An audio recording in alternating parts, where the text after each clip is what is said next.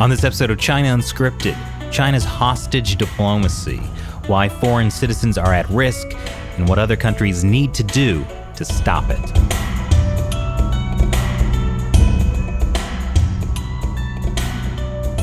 Welcome back to China Unscripted. I'm Chris Chappell. I'm Shelley Zhang. And I'm Matt Gnezda. And I'm excited to have you in the new studio, Shelley, at last. Yeah, I mean, it's come a long way since we were hanging up audio foam during the 4th of July. Yeah, that was a fun 4th of July.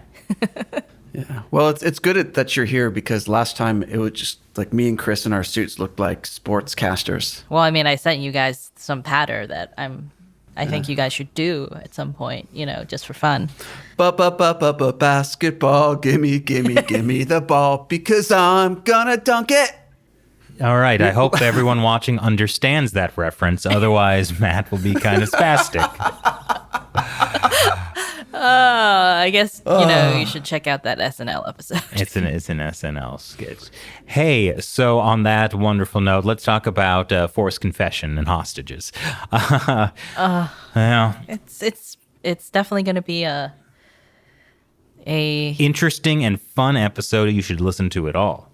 That's what you're going to say, Shelley. But right? I think what's interesting about it is foreigners who go to China typically don't think about the risks associated with that.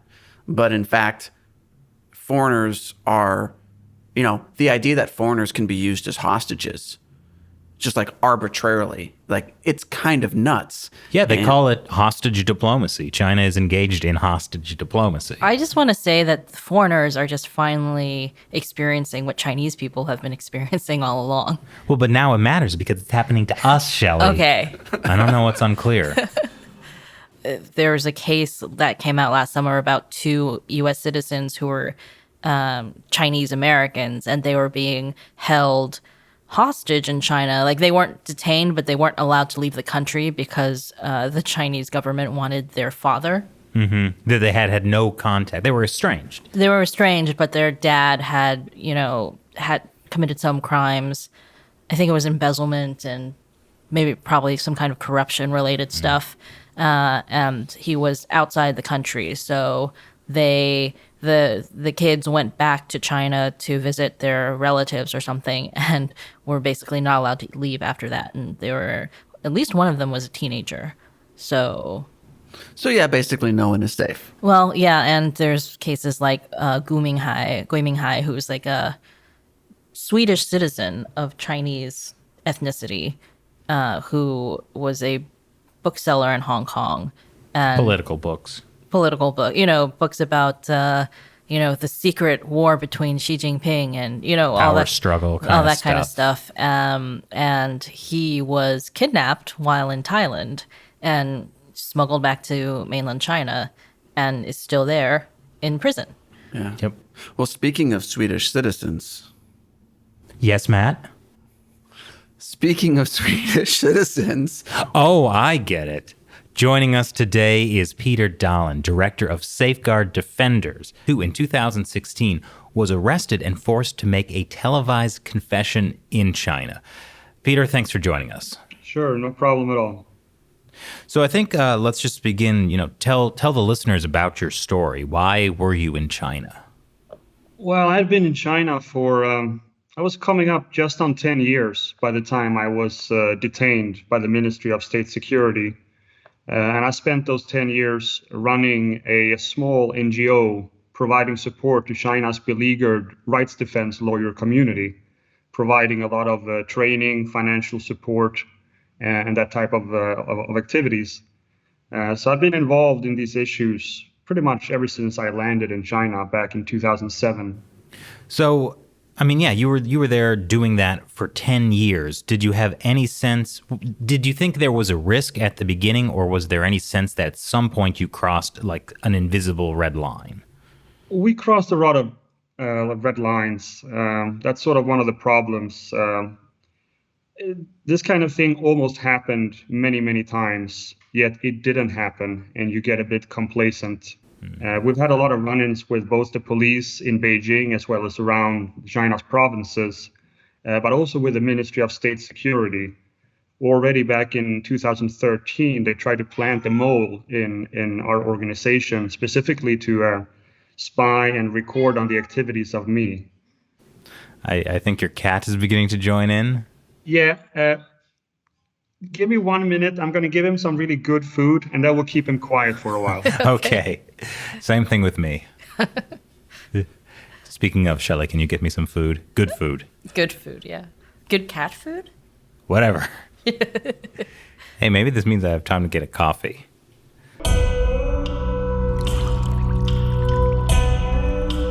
So what was the purpose of the mole?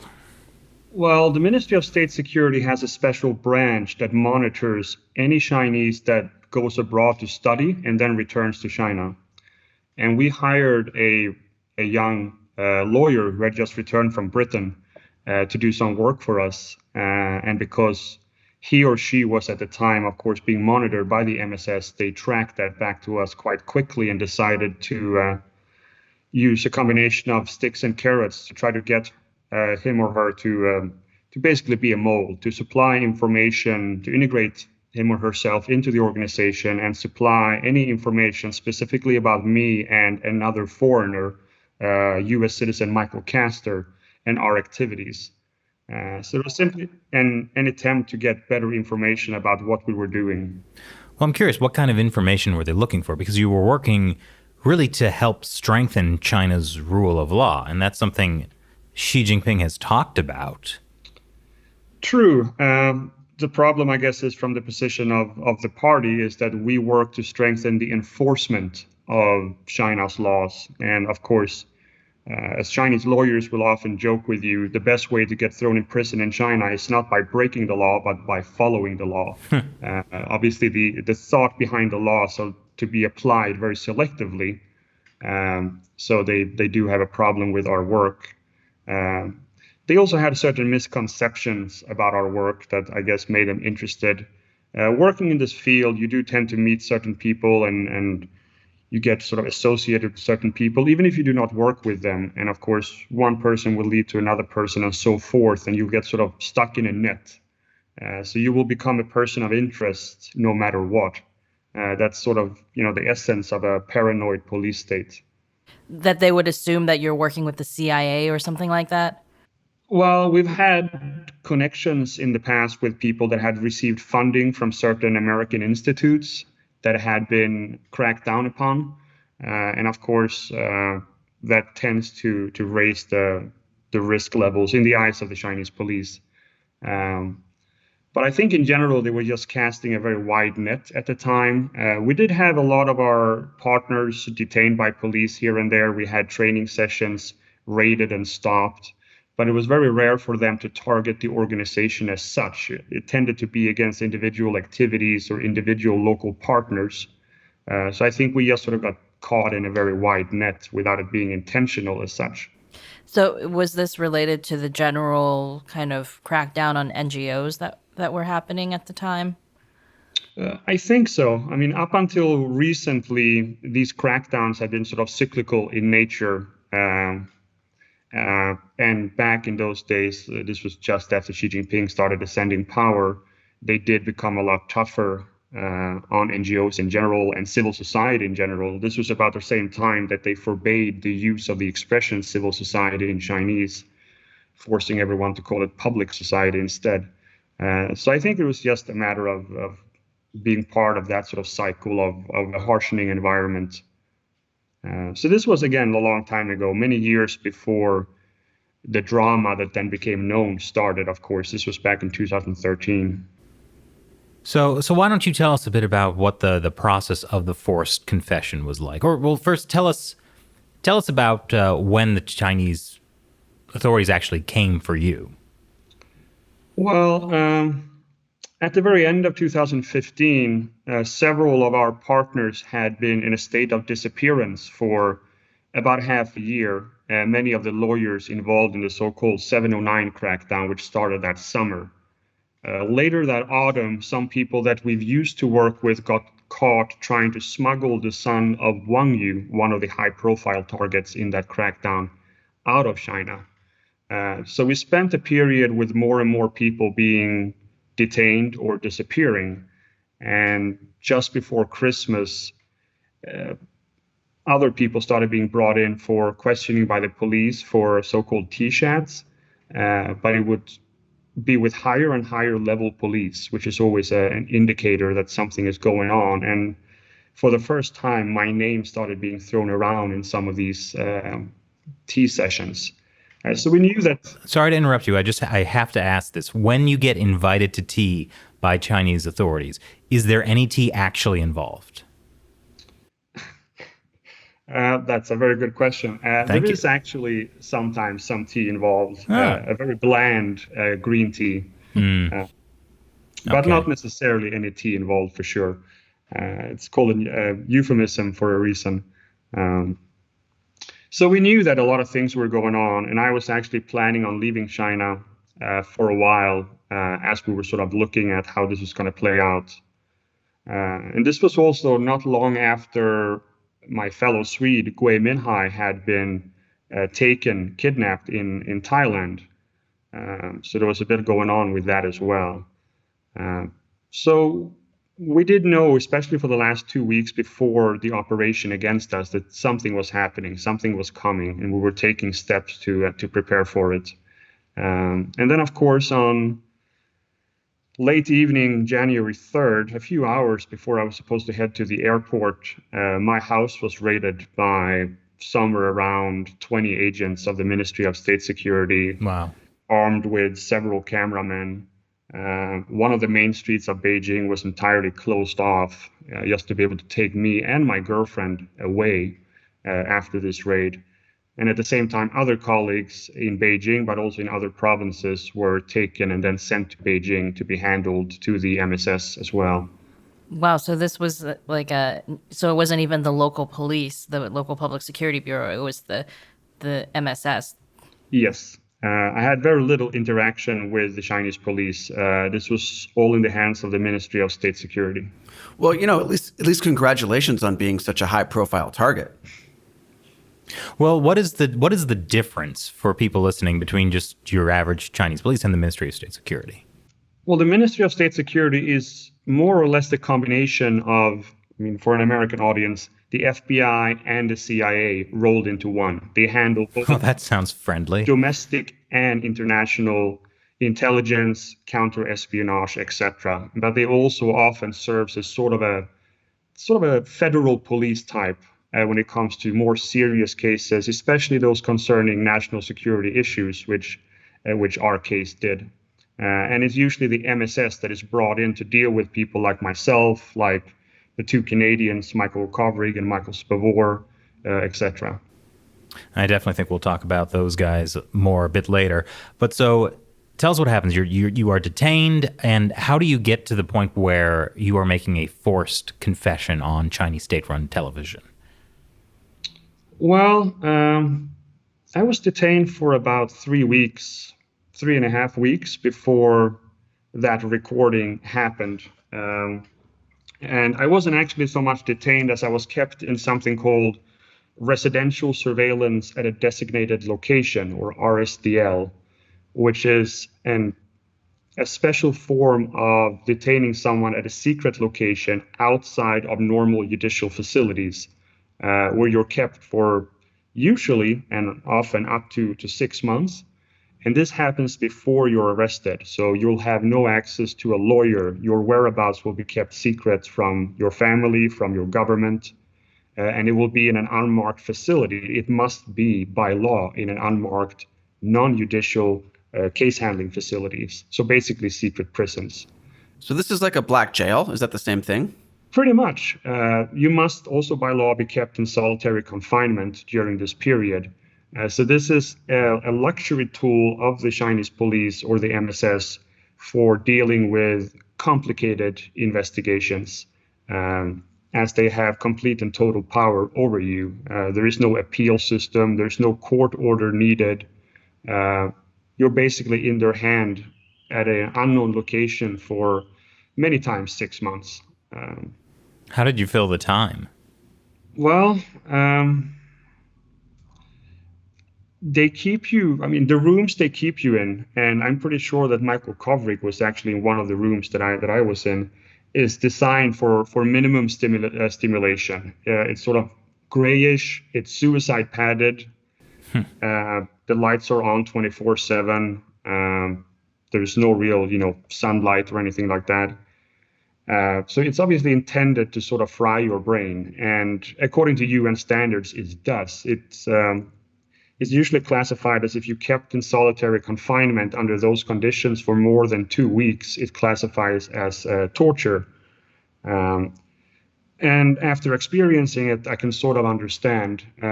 If anyone has ever thrown up so much that they started puking stomach acid, the equivalent happens with your mind, more or less. Because, of course, there's nothing to read, there's nothing to watch, there's nothing to write. You're basically sitting staring into a wall, and that's what you do. So time goes rather slowly, and there's only so many times you can rethink about all your memories up until that point in life, until your brain starts acting up. But it's also designed for this for another reason, that is because it really gives the interrogators sort of a leg up, because the only human interaction you have are the 5 to 6 hour long interrogations that happen at night. And in a way, you sort of look forward to those just because there is some form of human interaction, even if it means you're strapped into a wooden tiger chair and people are screaming in your face and, threatening your life. And if you're Chinese and not a foreigner, then also, of course, you're also physically beaten and maltreated. But despite all of that, on some level, it's better than the prolonged isolation. Were you interrogated for 5 to 6 hours every day? For the first 2.5 to 3 weeks, up until the point where I think they decided that they were going to let me go and sort of drop the investigation. Yes, it would be one session per day, usually 5 to 6 hours, often starting late in the evening, with 1 or 2 extra sessions thrown in. So at the longest, I think it lasted about 12 hours. And so how did that transition into the forced confession? Well, the forced confession really happened kind of sort of haphazard towards the end. I had just gone through a lie detector test, which I think was sort of the final step for them to try to see if they could get any more information from me. And after that, I think they'd already taken a decision that they were going to expel me, deport me, and ban me, because at this point it's gotten out into the media what was going on, which was all planned in advance. So it sort of happened as we had planned for. So I think they decided they simply wanted to use some kind of video recording as a way to attack NGOs in general and use it as sort of a propaganda piece.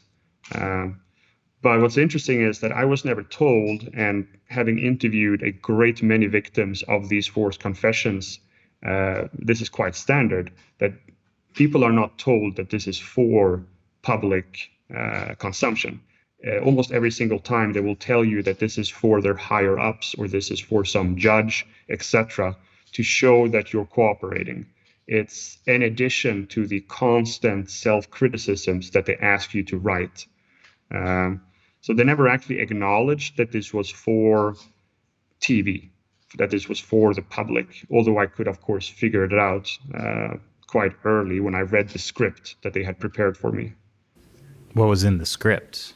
It was a classic line, I've hurt the feelings of the Chinese people. It's a line that you many times sit around and, with friends over a beer and you laugh about the stupidity of the line. So when I read that line in the script, it was very clear that obviously this was not for a panel of judges, as they had told me. This was going to be used in public at some point. But I also knew that that line would negate anything else that I said. They might as well have just added a disclaimer that nothing said is true, because it's such a well-known and such a ridiculous line. And you said you were forced to write self-criticisms? I mean, that sounds like a cultural revolution kind of thing. How does that work? Yeah, this is also fairly common, and in more or less every interview made of people in RSDL under investigation, doing forced confessions, writing these kinds of self-criticisms are integral. What's interesting is that they do actually commit a lot of resources to work with you to get to the point where you think that you agree with them, that you've seen the errors of your way, that you've been reformed. They will not accept your self-criticism, no matter how much you take the blame, without seeing that you're accepting that you were wrong and why you were wrong. So they really want your mind to be reformed in that way. So this is incredibly common. And it's usually a pathway for the police to get people to sign a full confession to the allegations against them, something that almost every single person accused of a crime in China does. It's psychological torture. It's one of many little ways they have to get you where they want. So while all this was going on, I mean, you're a Swedish citizen. What did your government do for you? Well, it's obviously a little bit hard to say since some of these things are not done in public. I did have one meeting with representatives from my embassy. They were taken in a car and they couldn't be blindfolded. So they were driven around for more than an hour on small roads just to get to the location. So they wouldn't be aware where they were, since these locations are supposed to be secret. The meeting itself, it's a 30-minute meeting, and you're not really allowed to talk about anything. You cannot mention anything about the case. So it's more a message. You can send a message to your family. They can, give you a message, and that's about it. But I must say that after the visit, the food situation did improve somewhat. So that was a positive. But in terms of pulling any political clout, the Swedish government was quite lame. I was far more helped by the German government, for example, and several other European EU member states made far stronger representations on my behalf than the Swedish government. Why do you think that was? Well, I'd been in Beijing for an extended period at that point, and most of the diplomats from European countries and from North America, etc., they knew who I was. There was no way for them to spin that I was just some regular criminal or anything like that. So I just instinctively feel I got quite strong support from the diplomatic community because of my time spent in Beijing with many of these diplomats. Now, you mentioned, Peter, that you had that the media attention that was starting to draw on your case was part of, like a contingency plan in case something happened to you. Could you talk a little bit about how that happened? Well, before I left for the airport, or supposed to leave for the airport, I was quite prepared that this was going to happen. We've made plans, of course, and that also means I've informed both diplomats and certain friends within the media what was about to happen, as well as instructions on how long to keep this embargoed. So I knew that the story was going to break about 2 weeks after I was taken, if I was taken. And that is exactly what happened. And I became aware of it because during one of the interrogation sessions, day 16, I think it was, but I'm not entirely sure, the lead interrogators, or one of the two lead interrogators, walked in very angry, asking me about someone called Mega, who's a well-known journalist at the time working at Reuters. He was very angry about this journalist for having broken the story and started causing this alarm in the media. And later on, he would also do the same with my colleague, Michael Castor, when it became clear that he, not being in China at the time and therefore escaping being taken, had started sort of a publicity campaign about what was going on.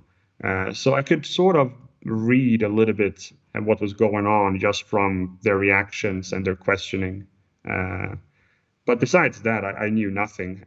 Even the consular visits, I mean, they were not really allowed to tell me anything. And the room was filled with MSS agents during that meeting. So I really didn't know anything that was going on or didn't go on. Having interviewed people who have been in that type of detention that you were in, like the Black Jail, and kind of mentally preparing yourself for something like this possibly happening as you were trying to leave China, do you feel like that helped you in the actual situation you were in, like that helped you get through it? Your kind of preparation or your thought that this could happen? Well, after so many years and so many colleagues being taken in, whether for short-term detention, interrogation, arrest, imprisonment, or many of them you work with having gone through that before, you do learn a lot, sort of where the red lines are and what the treatments that you can expect are. And you also read, of course, accounts by foreign detainees, foreign prisoners, etc. So it's a way to prepare yourself. And of course, we also conducted a lot of interviews with people like this, just as part of our regular work. That doesn't mean you're prepared, obviously, to handle it yourself on a sort of practical level, but it does help you prepare. And as an organization, we already had a plan really in place for how to handle this, how to handle the questioning, and also how different people could and should respond to different lines of questioning. So there was a plan, and it was more about the ability to follow through on that plan. And luckily, we did it quite well, I think. Now, you said you were also arrested with your girlfriend, Pang Jingling. Whatever happened to her? Well, one of the reasons why the film confession happened is that they placed her in RSDL as well, and they were going to keep her for as long as it took until my case was decided upon. From my understanding, I was either going to be deported or I was going to be prosecuted. And would I be prosecuted? They wouldn't do that until after the first 6 months of RSDL had ended. So they basically said that they were going to keep her for half a year in solitary confinement if I did not cooperate with them. But she, of course, she had very little knowledge about my work, I mean, beyond the basics. And I think they knew that right away. So it was more like a form of both collateral damage, but also as a way to put pressure on me to be more cooperative. So she was being used as kind of a hostage in your own situation. Yes, indeed. She underwent her own very interesting line of interrogations and questioning. Very different experience from my own. But obviously the intention was to use her to get to me. But she was released the same day that I was deported, so they were true to their word. And unlike everyone else that was also taken, colleagues, she was fully released and anything against her was dropped, which is incredibly rare when it comes to the use of RSDL. Even if people are released, they tend to be released under so-called pending further investigation. Even if the police or MSS have no interest in pursuing them anymore, they will not fully release them because that would, in a sense, admit failure on their part. So she's one of the few cases of RSDL that I know of someone fully released. Well, so what kills me about this kind of thing is, whatever the reasons they had for taking you in, whether it was, a top-down decision to just kind of go after NGOs in general, or if they really wanted to silence you, it had the opposite effect. Your story became international news, and certainly since you got out, you have not been silent. Yeah, I'm a stubborn motherfucker. I'm not that easy to silence. Well, this is quite typical, really, of the actions of the Chinese police. They tend to take very counterproductive measures when it comes to looking at it from a PR point of view. And even when it comes to looking at people's activism after having been through, say, RSDL or, arrest and sentencing and imprisonment, it tends to have the opposite effect. It's very rare for it to be effective. And of course, I'm hoping that my case will be one of those because I don't want it to be effective, obviously. Well, so now you're the director of Safeguard Defenders. What does that group do? Safeguard Defenders was founded about a year after I was deported to look perhaps more at the advocacy aspect of what's going on in China, to conduct original research on the new trends that we've been seeing Because one of the worrying things with the rise of Xi Jinping is that we've been seeing a very significant amount of new trends in how the state acts. Trends that are often missed by other organizations, missed by the media. And we also, of course, want to do what we can to support local activism in China, even though that is more difficult these days as sort of the borders, in a sense, are being closed down more and more. But to some extent, this is a continuation of my work earlier, although obviously I am not in China anymore and my colleagues have had to give up their work. It's either that or they would be in prison by now. What are some of these trends that you guys are monitoring with Safeguard Defenders? Well, we're seeing, for example, how the RSDL started out as a small specialized system and has grown into a behemoth. We're actually about to release on August 30, the International Day of the Disappeared, the first ever report that looks at the scale of this system. We've also been looking and actually also about to release a report a little bit later on how police are these days putting people into detention awaiting their trial under false names. It basically means that even those put into official pre-trial detention facilities are disappeared. Their families can't reach them. They cannot access their lawyer because they cease to exist. They're not in the registry rolls anymore because their names have been changed. Oh my God. We're looking at the new phenomenon on non-release release, where people after serving a prison sentence, it's only half released, taken by the police to, say, a farmhouse or an apartment and kept under effective house arrest, sometimes for weeks, sometimes for months, sometimes over a year. So there is a lot of these little changes going on, and the list is quite long, and we're involved in a lot of them. And taken together, they are making sort of a Swiss cheese out of the very weak legal system that China used to have. It's really undermining the last parts of it. So there's a lot of worrying trends going on that we're looking at. So recently we interviewed Peter Humphrey, who was a British citizen who was also made to do a forced confession. And, you know, I think when people, at least in America, when they think of like forced confessions, they probably think of like some old Soviet movie, not something that is happening in modern China to citizens of foreign countries. How is this something that is happening? Well, the use of these televised confessions is also one of these new phenomenon that we started seeing after the ascent of Xi Jinping. And I think it's important to distinguish that the purpose behind them is different for the foreign victims or victims with a clear foreign connection, as opposed to local activists, journalists, lawyers, etc. What we've been seeing as a trend is that for foreign victims or victims that have a connection to another country, these confessions are often used as a foreign policy tool. The police instructs the media to come cooperate with them to make one of these confessions that can be used by the foreign ministry as part of a foreign policy tool. We've seen it with Simon Chung quite recently.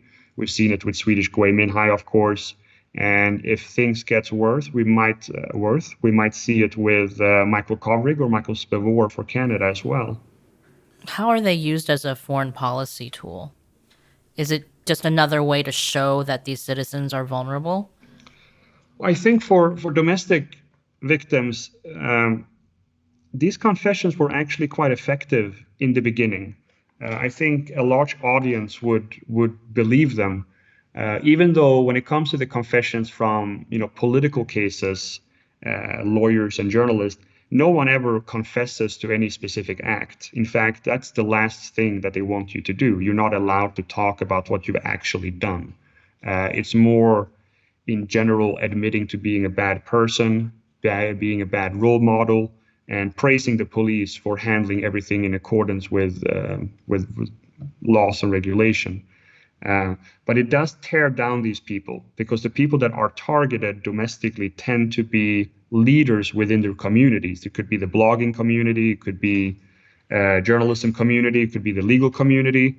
And the intention is to really tear down these people and their standing And initially, when people didn't understand much about this phenomenon, it was quite effective.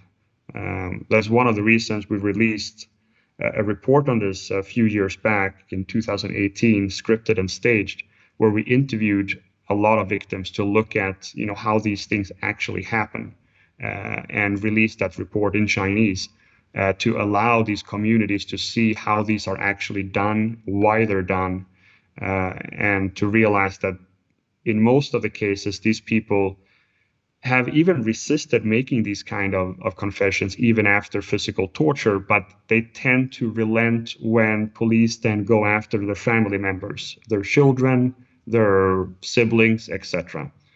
So I think they're not very effective anymore, at least not in tearing down these people's reputation. But of course, for the general public, I guess there is a general sort of, there can't be a fire if no smoke. No, wait.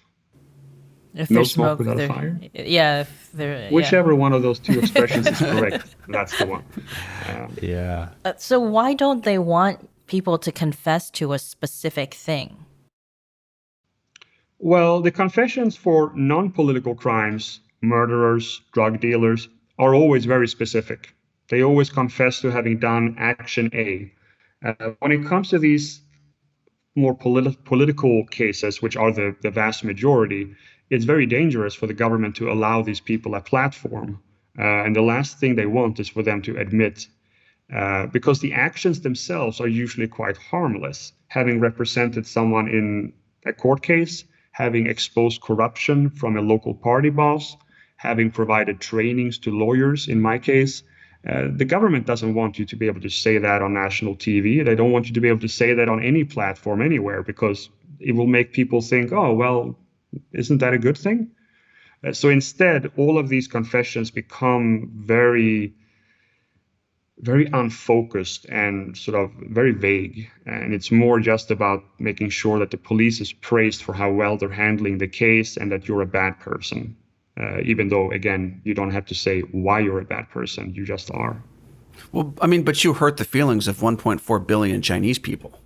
Yeah, I did. I didn't knew I had that kind of power, but apparently I do. What about when they're used as a foreign policy tool? Well, many times, the case of Gui Minhai really is case in point. They will record these videos as a response to anything that is happening related to foreign policy. It could be a development in the Gui Minhai case where the Swedish government attempts to take action A. They will then very quickly record a video to respond to that, to counter that. We've seen it in another case with Simon Chung, of course. They recorded his confession and then they released him. And 3 months later, he did an interview in British media, I believe it was with the BBC. And almost within 48 hours, they took that recording they made, they edited it, and they put it out there on CGTN and CCTV as a response. And also used it as a way to attack the British government to not interfere in the management of his case. So often they are pretty blunt but direct instruments, and it's really no different from the foreign policy statements. In fact, if you read some of these statements in some of these confessions, like Gui Minhai, it reads as if it was written by the foreign ministry spokesperson. Well, you mentioned them before, the two Michaels, Michael Kovrig, Michael Spavor from Canada, who essentially were arrested in China in response to Canada's arrest of the Huawei CFO. What risk do you think foreigners have inside of China now? Well, there's always been a risk for foreigners in China. It's just not been that well paid attention to.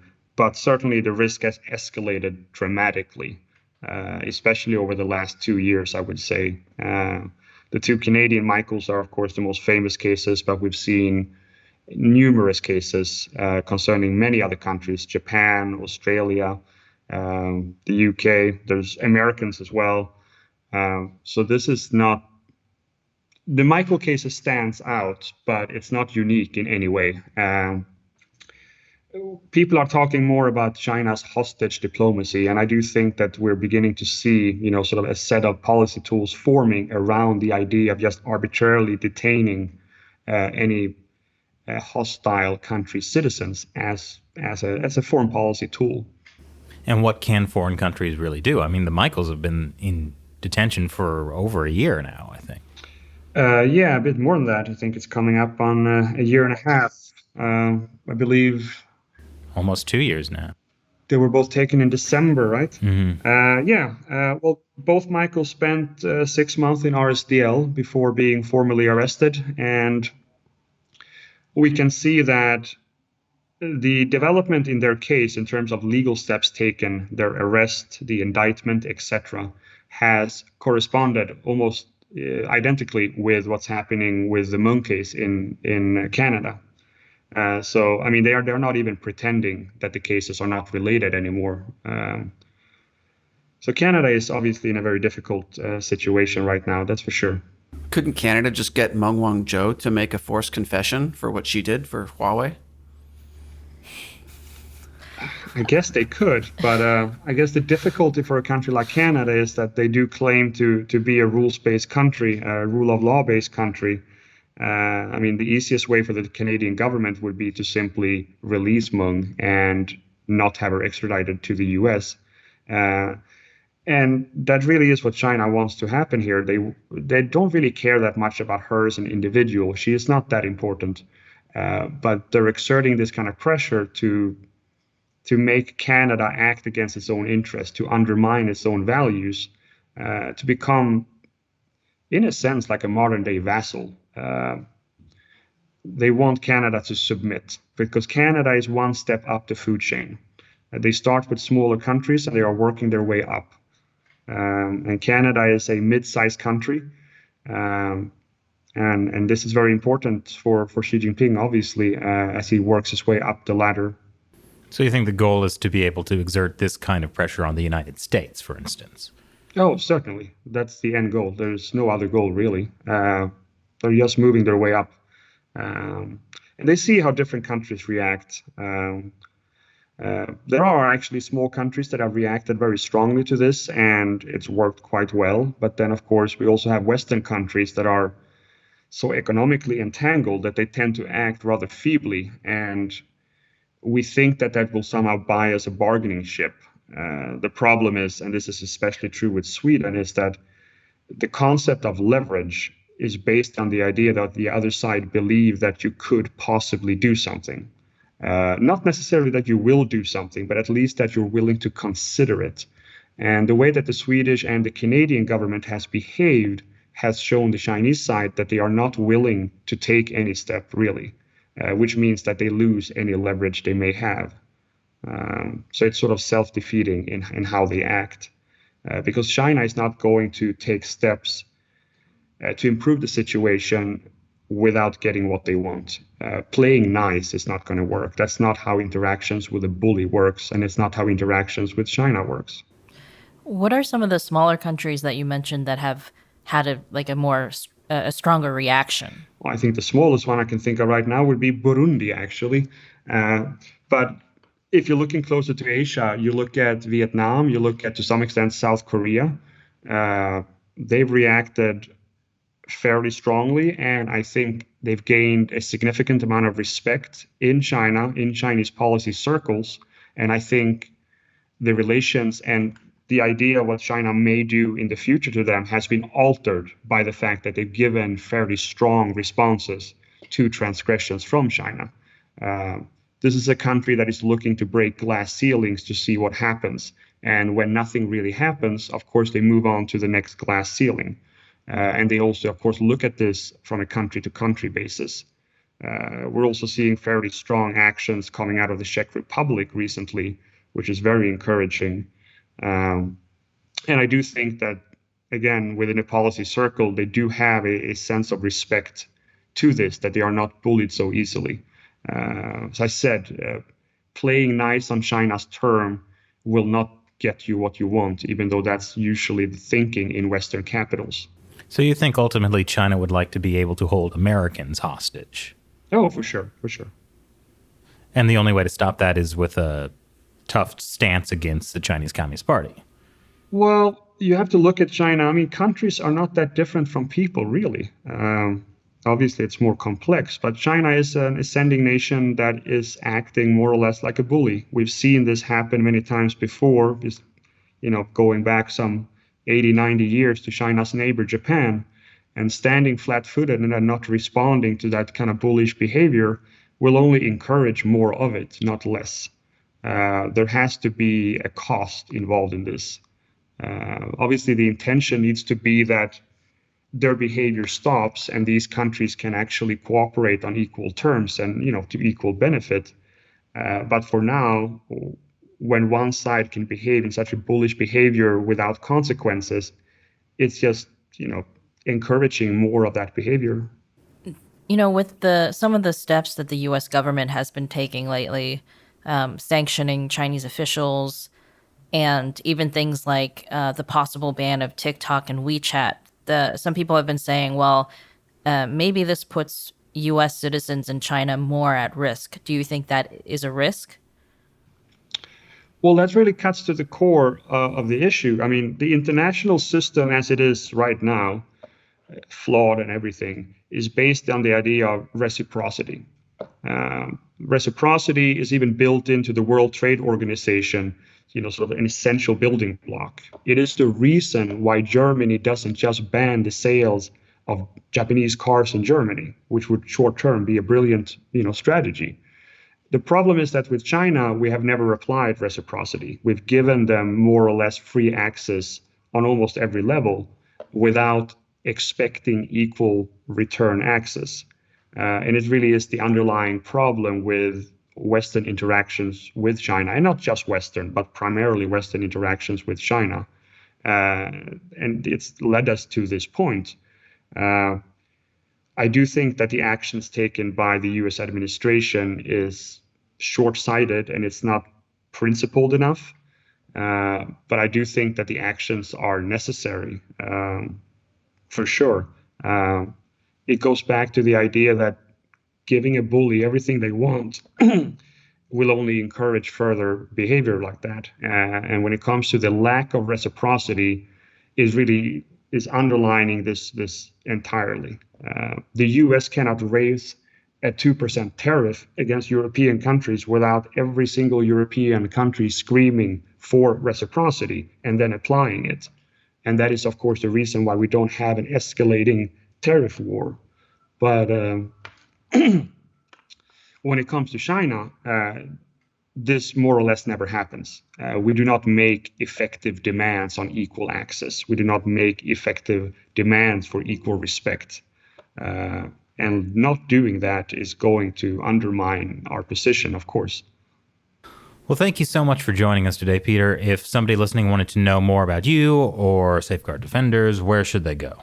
SafeguardDefenders.com. Perfect. Simple. All right. Thanks for being on. And take care. Keep up the good work. Thanks for having me. And thank you.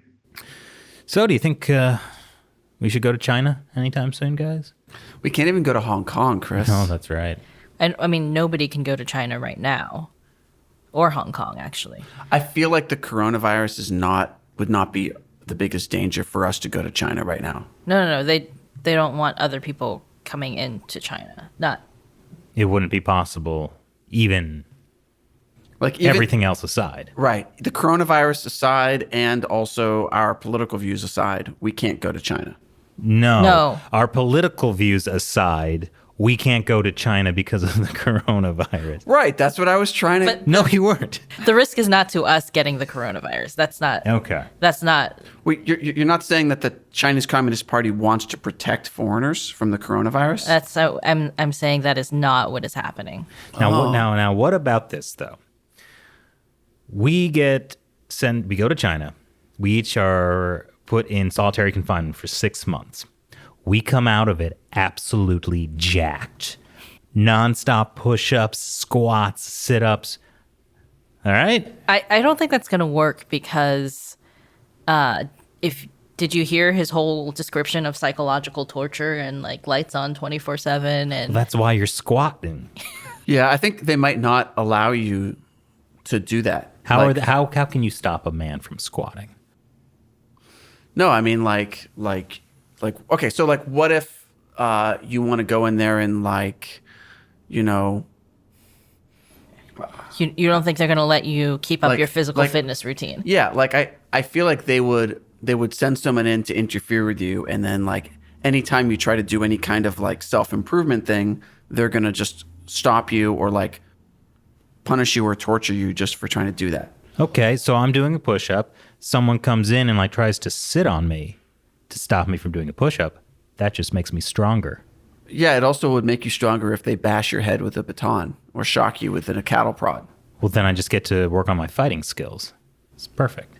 Well, I mean, I think it's a bad idea because, you know, when this whole coronavirus thing started and everybody was like, now I'll finally get time to write my book or work And out, look at whatever. us. You know, Great shape. Yeah, I was going to say, Books how's your completed. quarantine diet going? It's a corn and teen diet. Anyway, I so only had yeah, cans of corn. I don't think that's gonna work, Chris. Yeah? No, I mean, but a lot of the things that Peter Dahlin talked about things like, oh, you know, now they're just putting people in prison under false names. Like, you think that the system can't get more horrifying, and then somehow it does. The Communist Party is... Very creative. That's the word I'm looking for. All right. Well, so I hope all of you listening will reconsider if you're planning on going to China, especially as an American citizen. Granted, as we discussed, you can't go to China because of the coronavirus. But with the U.S. government taking such hard stances against the Chinese Communist Party, who knows what could happen to an American citizen? We might see some more examples of hostage diplomacy being used against Americans. It would be interesting to see how the Trump administration would respond. Well, I hope that we won't see that. But I mean, what Peter was talking about in terms of the reciprocity thing. I'm glad you said that word and not me. But you know, the idea that there are going to be costs, you have to kind of implement some type of costs. But I think that if the Chinese Communist Party escalated to actually taking a U.S. citizen, I mean, that would just really like they would take it to an entirely new level. I do not think America at any point would tolerate that. But it's just the whole thing is, I think when the coronavirus situation is, you know, finished to the point where people start traveling between countries again, it's going to be a completely different situation between the U.S. and China. Yeah, definitely. All right. Thank you guys for watching. You know, you can see us on Stitcher, Spotify. What are the other ones? iTunes, and also our website, ChinaUnscripted.com. And of course, you may be watching it in video form on our YouTube channel, youtube.com/ChinaUnscripted. Where we have this wonderful new studio. So thanks for watching or listening. Once again, I'm Chris Chappell. I'm Shelley Zhang. And I'm Matt Gnezda. Talk to you next time.